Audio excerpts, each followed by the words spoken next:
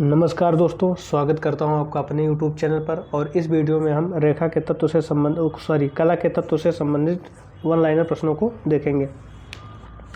आइए प्रारंभ करते हैं। चित्रकला के कितने तत्व माने गए हैं? तो चित्रकला के आपके 6 तत्व माने गए हैं। नेक्स्ट है, अब एक एक तत्व करके इसमें सारे तत्वों से संबंधित प्रश्नों को हम आगे देखेंगे। चित्र में प्राण आता है किससे? रंग से, रेखा से तथा लय से, इन तीनों से आता है।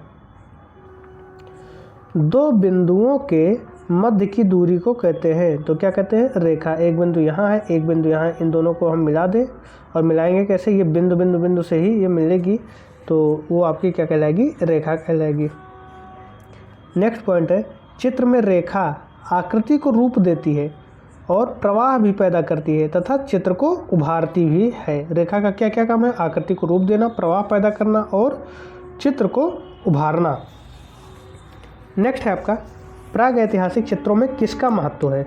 तो प्रागैतिहासिक चित्र जो हैं वो रेखा की बदौलत ही आपको आकर्षक लगते हैं, तो उनमें जो महत्व है वो आपका किसका है? रेखा का है। भारतीय चित्रकला का मूल तत्व है, तो भारतीय चित्रकला का मूल तत्व क्या है? आपका रेखा है। नेक्स्ट है, भारतीय अलंकरण की प्राचीन विशेषता रही है, तो भारतीय अलंकरण की प्राचीन विशेषता आपकी क्या रही है? रेखा रही है। नेक्स्ट है, ईरानी शैली की एक विशेषता है, ईरानी शैली की एक विशेषता क्या है? रेखाएं। सही अभिकथन है, रेखांकन चित्रकला का व्याकरण है। रेखांकन जो है वो क्या है? चित्रकला का व्याकरण है। नेक्स्ट है, भाव कला को क्या देता है? तो भाव जो है वो कला को अभिव्यक्ति देता है। नेक्स्ट है आपका, शांति, स्थिरता, विश्राम व गति में से चक्राकार रेखाएं कौन सा प्रभाव छोड़ती हैं? तो चक्राकार रेखाएं जो होती हैं वो आपका गति छोड़ती हैं, गति का प्रभाव देती हैं। नेक्स्ट है आपका, 4 से अधिक रेखाओं से घिरा हुआ समतल क्षेत्र कहलाता है, तो 4 से अधिक रेखाओं से घिरा हुआ समतल क्षेत्र आपका क्या कहलाता है? बहुभुज। जैसे ये आपका चतुर्भुज हो गया, अब इससे हम ज़्यादा अगर हम लेते हैं तो ये पंचभुज हो जाता है, षष्ठभुज हो जाता है, सप्तभुज हो जाता है, तो उसी को हम क्या कहते हैं? बहुभुज कह देते हैं। नेक्स्ट है, समांतर रेखा का क्या अर्थ है? तो समांतर रेखाएं जो होती हैं वो कभी आपस में मिलती नहीं है। मान लीजिए ये दो समांतर रेखाएं हैं, तो इनके बीच की दूरी हमेशा बराबर रहेगी, वो कभी आपस में मिलेंगी नहीं। जैसे रेल की पटरी आप ले लें, वो कभी एक दूसरे से मिलती नहीं है। नेक्स्ट है, वह रेखाएं जो एक दूसरे का अनुकरण करती हैं उन्हें कहते हैं, तो उन्हें हम आवृत्ति रेखाएं कहती हैं जो एक दूसरे का अनुकरण करती हैं। नेक्स्ट है, सेट स्क्वायर्स का प्रयोग किया जाता है, तो सेट स्क्वायर का प्रयोग कहाँ किया जाता है? समांतर रेखा खींचने में। इसका प्रयोग कहाँ करते हैं? तो समांतर रेखा खींचने में करते हैं। नेक्स्ट है, टी स्क्वायर क्या है? तो टी स्क्वायर जो है आपका, तो टी स्क्वायर भी आपका समांतर रेखाएं खींचने का यंत्र होता है। नेक्स्ट है, कोणीय रेखाएं किस भाव को प्रकट करती हैं? तो कोणीय रेखाएं जो है आपकी व्याकुलता को प्रकट करती हैं। नेक्स्ट है आपका, क्षैतिज रेखाएं किस प्रकार का भाव उत्पन्न करती हैं? तो क्षैतिज रेखाएं शांत भाव उत्पन्न करती हैं। नेक्स्ट है आपका, विकर्ण मापनी क्या है? तो विकर्ण मापनी जो है आपका तो 3 अंक मापनी है, इससे हम 3 मापें एक साथ माप सकते हैं। नेक्स्ट है, रेखाओं द्वारा भाव प्रदर्शन किस शैली की विशेषता है? तो रेखाओं द्वारा भाव प्रदर्शन अजंता शैली की विशेषता है। नेक्स्ट है आपका, अजंता में कितने प्रकार की रेखा शैली का प्रयोग किया गया है? तो अजंता में 20 प्रकार की रेखा शैली का प्रयोग किया गया है। ये इंपॉर्टेंट क्वेश्चन है। नेक्स्ट है, भारतीय चित्रकला में रंग के साथ किसका महत्व है? तो भारतीय चित्रकला में रंग के साथ रेखा का भी महत्व है। नेक्स्ट है, चित्र में कर्णवत रेखाएं किस मनोभाव को व्यक्त करती हैं? तो कर्णवत रेखाएं जो हैं वो व्याकुलता को व्यक्त करती हैं। इन सबका आप एक लिस्ट बना लें, उससे आप याद रखें कि कौन सी रेखाएं क्या भाव प्रकट करती हैं, जिससे आपको याद करने में आसानी रहे। नेक्स्ट है, चित्रण के लिए किस प्रकार के ब्रश का प्रयोग किया जाता है? तो चित्रण के लिए राउंड, फ्लैट और फिल्बर्ट आकार के ब्रश प्रयोग किए जाते हैं। चित्रकला से संबंधित है तो रूप संबंधित है, प्रमाण संबंधित है व भाव संबंधित है।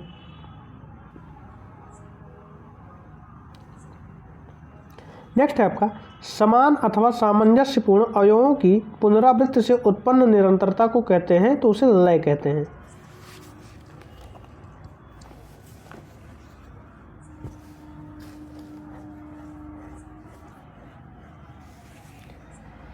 नेक्स्ट है आपका पूर्व मध्यकालीन कला के क्या है आपके चित्र लय एवं गति पूर्ण है। पूर्व मध्यकालीन कला जो है वो चित्र लय एवं गति पूर्ण है। नेक्स्ट है आपका अलंकारिक आलेखन किन रेखाओं से बनाए जाते हैं तो वो आपके लयात्मक रेखाओं से अलंकारिक आलेखन बनाए जाते हैं। नेक्स्ट पॉइंट है आपका आकार एवं आकृति।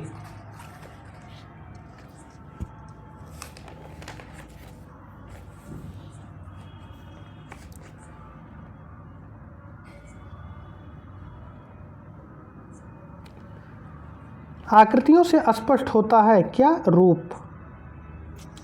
अंडाकार आकृति कैसा प्रभाव देती है? तो अंडाकार आकृति आपका लावण्यता का प्रभाव देती है।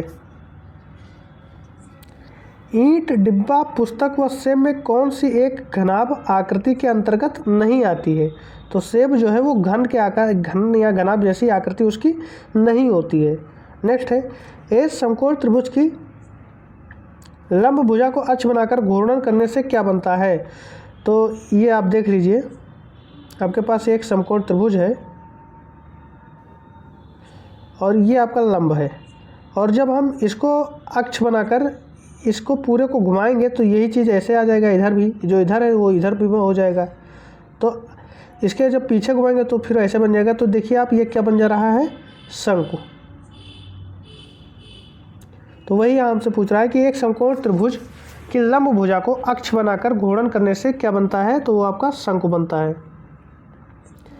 नेक्स्ट है सही वक्तव्य है तो आकृति को रूप मिलता है किससे? प्रतीक से, रेखा से तथा रंग से, तीनों से। समबाहु त्रिभुज के कोणों की प्रकृति होती है तो समबाहु त्रिभुज के कोणों की प्रकृति न्यून कोण होता है। ये आपका समबाहु है। समबाहु में क्या होता है कि तीनों भुजा बराबर होती है, ठीक, और तीनों भुजा बराबर होगी, इसका मतलब तीनों कोण बराबर होंगे, और तीनों कोण बराबर होंगे तो यानी हर एक कोण 60-60 डिग्री का हो जाएगा। और जब 60-60 डिग्री का हो जाएगा तो जब कोण 90 डिग्री से कम होता है तो वहाँ पर आपका क्या हो जाता है? न्यून कोण। तो समबाहु त्रिभुज के कोणों की प्रकृति जो होगी वो आपका न्यून कोण होगा। ऋज कोण कौन सा है? तो ऋज कोण आपका 180 डिग्री कहलाता है। ये सीधी रेखा और इस पर जो एंगल बनेगा वो आपका ऋज कोण कहलाएगा, 180 डिग्री। किसी त्रिभुज के अंतःकोणों का योग होता है तो अंतःकोणों का योग 180 डिग्री होता है और समकोण का योग 90 डिग्री होता है। तो दो 90 डिग्री यानी दो समकोण मिलाकर एक ऋजकोण या एक त्रिभुज के अंतःकोणों के योग के बराबर हो जाएगा। तो 90 मिलाकर 180 होता है और 90 को हम समकोण त्रिभुज कहते हैं। नेक्स्ट है त्रिज्या होती है तो त्रिज्या जो होती है वो व्यास का आधा होती है। किसी भी वृत्त में आपका एक बिंदु से किसी परिधि पर कोई बिंदु हो और उसके अपोजिट उसी मतलब दूसरी साइड में जो दूसरी बिंदु हो उन्हें मिलाने पर जो कि उसके केंद्र से होकर जाती है जो रेखा होती है उसे हम व्यास कहते हैं। और ये क्या होता है? ये त्रिज्या का 2 गुना होता है। त्रिज्या अगर ये r है तो ये पूरा 2r हो जाएगा, यानी 2 गुना हो जाएगा। तो यहाँ अनुपात पूछ रहा है तो व्यास पूरा 2r हो जाएगा और आपका जो त्रिज्या है वो r हो जाएगा। r से r कट जाएगा, 2:1, इसका राइट आंसर हो जाएगा। यानी एक वृत्त के व्यास और उसकी त्रिज्या का अनुपात क्या होता है? 2:1 होता है। यानी व्यास 2 गुना होता है और त्रिज्या व्यास की आधी होती है। नेक्स्ट क्वेश्चन है वृत्त के केंद्र पर कोण बनता है वो 360 डिग्री का होता है। ये सारे क्वेश्चन उत्तराखंड LT ग्रेड के हैं, इसका TGT से कोई लेना देना नहीं है।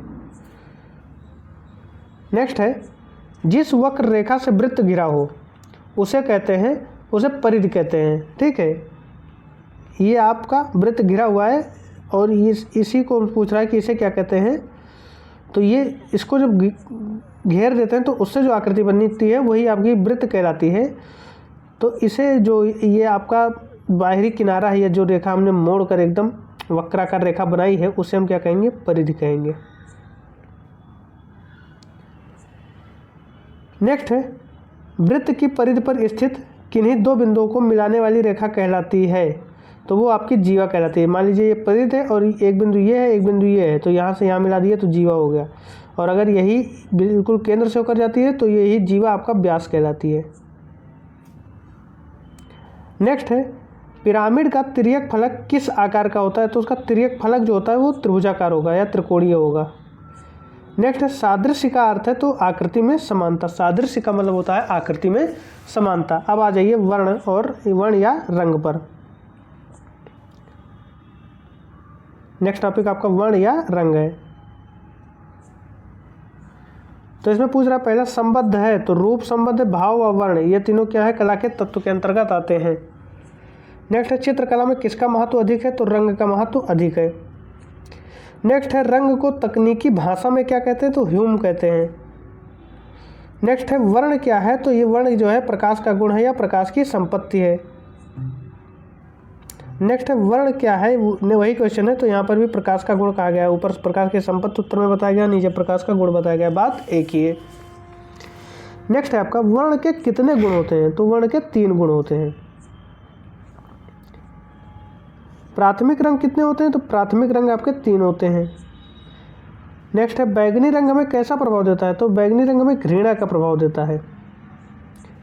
नेक्स्ट टॉपिक और नेक्स्ट बिंदु है आपका तटस्थ रंग कौन सा है, तो वो आपका काला रंग है, जो है वो तटस्थ रंग है।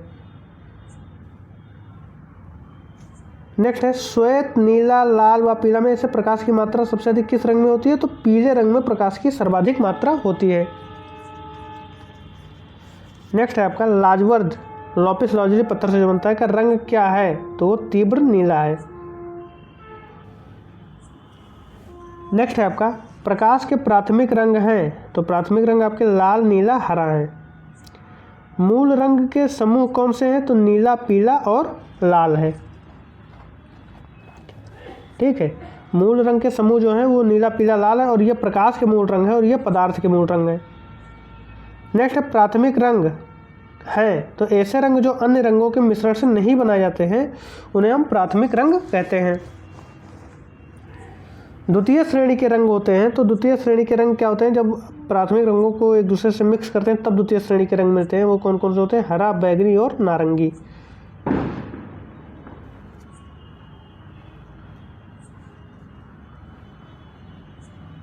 नेक्स्ट आपका है ऑफसेट कलर प्रिंटिंग के 4 कलर कौन कौन से होते हैं, तो श्यान, मैजेंटा, येलो, ब्लैक जो हैं वो आपके क्या है, ऑफसेट कलर प्रिंटिंग के 4 कलर हैं। कौन कौन से, श्यान, मैजेंटा, येलो, ब्लैक।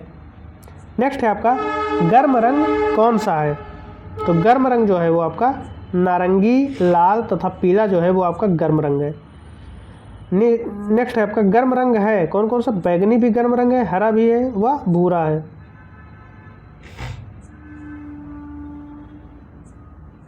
नेक्स्ट है वह रंग जो तेज गर्म रंगों का हिस्सा नहीं है, तो नीला रंग जो है वो गर्म रंग का हिस्सा नहीं है। यहाँ पर आप देख लीजिए जो गर्म रंग है वो आपका नारंगी, लाल तथा पीला तो सही है, लेकिन जो नेक्स्ट पॉइंट है गर्म रंग है बैगनी, हरा व भूरा, तो यहाँ पर हरा जो है वो गर्म रंग नहीं है। ठीक है, नेक्स्ट है वह रंग, तो जो आपका ये हरा दिया हुआ है वो गर्म रंग नहीं है, ये आपको ध्यान रखना है। हरा ठंडा रंग है, ये गर्म रंग नहीं है, बाकी बैगनी और भूरा दोनों गर्म रंग है। नेक्स्ट है वह रंग जो तेज गर्म रंगों का हिस्सा नहीं है, तो नीला दिया हुआ है। नेक्स्ट है शीतल प्रभाव उत्पन्न करने वाले रंग को होते हैं नीला और हरा। देखिए यहाँ पर हरा मेंशन किया है जबकि ऊपर ये गर्म रंग को बता रहा था, तो ये चीज़ें गलत है वहाँ पर। नेक्स्ट है आपका प्रकाश में उपस्थित रंगों को हम किसके द्वारा देख सकते हैं, तो वो हम प्रिज्म के माध्यम से देख सकते हैं, क्योंकि प्रिज्म क्या कर देता है, वर्ण विक्षेपण कर देता है पूरा। नेक्स्ट है कौन सा रंग इंद्रधनुष का हिस्सा बन जाएगा, भूरा आपका इंद्रधनुष का हिस्सा बन जाएगा। यहाँ पर आपको विकल्प दे रहेंगे, उसमें से चयन करना रहता है। नेक्स्ट है विरोधी रंग कौन से हैं, तो विरोधी आपके लाल और हरा जो है वो आपके विरोधी रंग हैं। नेक्स्ट है आपका नीले के पूरक अथवा विरोधी रंग का नाम बताइए। तो नीला का पूरक अथवा विरोधी रंग का नाम क्या है आपका? नारंगी है। नेक्स्ट है, नीला रंग कहाँ से आयातित होता है? तो अफगानिस्तान से आयातित होता था। अगला है, सबसे पहले हमारे राष्ट्रीय ध्वज तिरंगा को डिजाइन किसके द्वारा तैयार किया गया था? तो ये सचिंद्र नाथ बोस एवं सुकुमार द्वारा डिजाइन किया गया था। नेक्स्ट क्वेश्चन है, भारतीय झंडे में प्रयुक्त चक्र का रंग है? तो वो आपका नेवी ब्लू कलर है।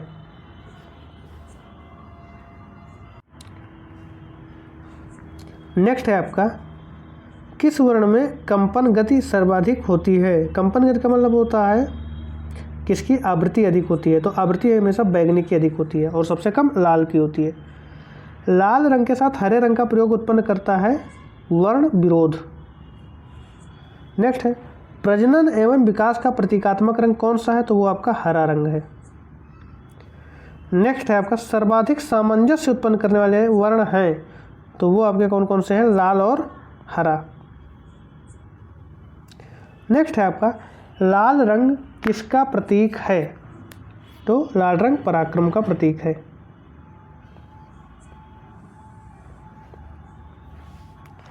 नेक्स्ट क्वेश्चन है आपका, रेड ऑक्साइड किस रंग से मेल खाता है? तो रेड ऑक्साइड जो है वो आपका भारतीय लाल रंग से मेल खाता है। नेक्स्ट है, मोनालिसा की पेंटिंग किस रंग के विभिन्न टोनों में की गई है? तो मोनालिसा की पेंटिंग लाल रंग के विभिन्न टोनों में की गई है। नेक्स्ट है आपका, पारंपरिक भारतीय भित्ति चित्रों में कौन से रंग प्रयोग में आते हैं? तो उस समय खनिज रंग ही प्रयोग में आते थे। अगला है आपका, अधिकांश प्रागैतिहासिक चित्रों के रंग क्या हैं? तो वो गेरुआ हैं।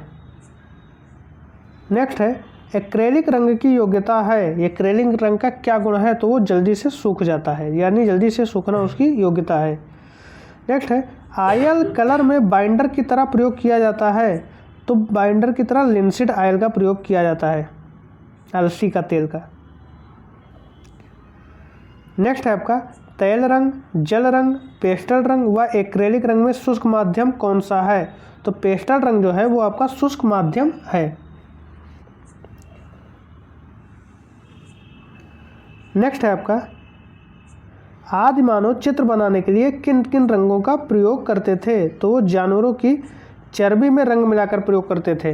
रंग जो प्रयोग करते थे वो गेरुए का प्रयोग करते थे या खनिज रंगों का प्रयोग करते थे।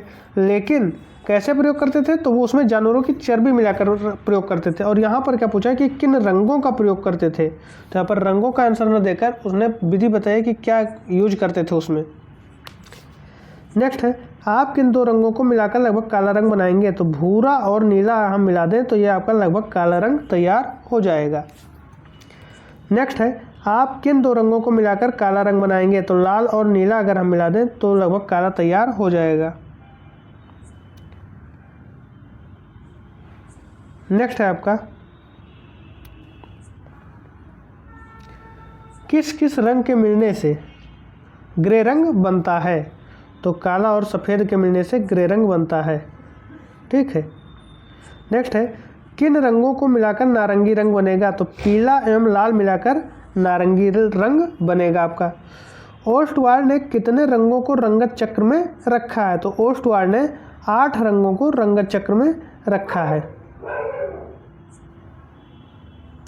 नेक्स्ट है, सुप्रसिद्ध जर्मन विद्वान प्रोफेसर विल्हम ओस्टवार्ड ने कितने रंगों का चक्र प्रस्तुत किया था? तो विल्हम ओस्टवार्ड ने 8 रंगों का चक्र प्रस्तुत किया था।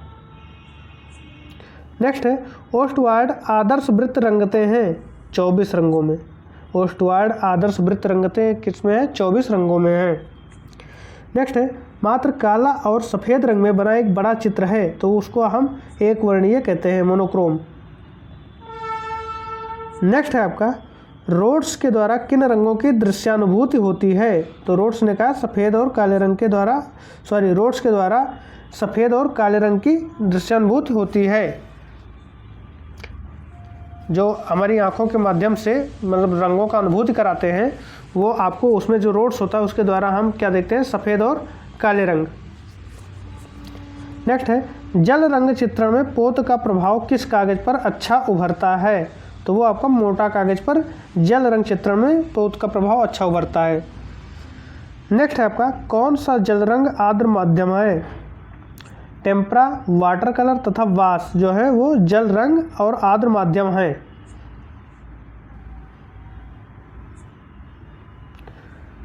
नेक्स्ट है आपका पेस्टल रंगों के लिए उपयुक्त कागज क्या है? तो पेस्टल रंगों के लिए क्या है? भूरा खुरदुरा कागज है, क्योंकि पेस्टल रंग सूखा होता है। नेक्स्ट है बिना तुलिका की सहायता से कौन से रंग प्रयोग किए जाते हैं? तो पेस्टल रंग जो है वो बिना तुलिका की सहायता से प्रयोग किए जाते हैं। ससंबद्ध शब्द है क्या? रेखा, वर्ण व अनुपात।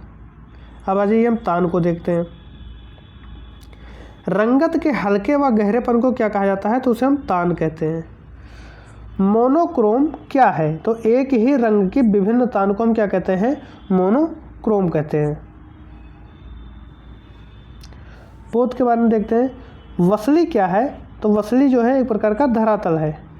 नेक्स्ट है त्रिआयामी चित्रण में होता है। तो त्रिआयामी चित्रण में लंबाई, चौड़ाई और गहराई तीनों चीज़ें होती हैं। नेक्स्ट है ठोस में कितने आयाम होते हैं? तो ठोस में 3 आयाम होते हैं। नेक्स्ट है इम्पेस्टो क्या है? तो इम्पेस्टो आपका क्या है? धरातल पर सघन अपारदर्शी रंगों को लगाना आपका क्या कहलाता है? इम्पेस्टो कहलाता है। नेक्स्ट है आपका एक पूर्ण चित्र में कितने ग्राउंड हो सकते हैं? तो एक पूर्ण चित्र में आपके 3 ग्राउंड हो सकते हैं। नेक्स्ट है कला का वह कौन सा तत्व है जिससे किसी चित्र में धरातल के गुण की अनुभूति होती है? तो उसके पोत के माध्यम से धरातल के गुण की अनुभूति होती है। नेक्स्ट है आपका अंतराल।